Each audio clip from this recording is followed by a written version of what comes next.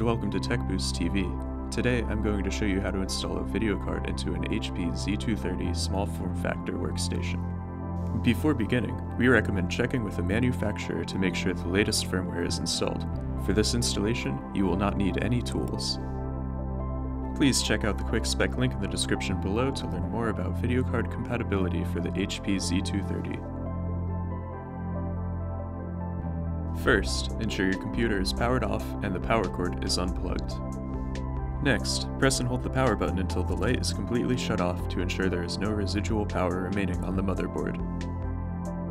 To open the system, lift the latch found on the side and remove the panel.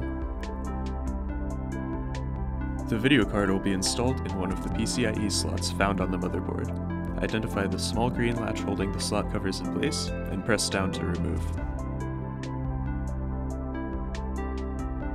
You can now install the video card. Press down firmly to ensure even alignment and a proper install.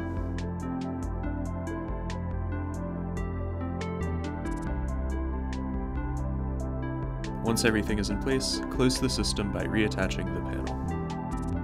If you found this video helpful, please hit the like and subscribe buttons below, and be sure to visit tekboost.com to take advantage of our great deals on all your IT hardware needs.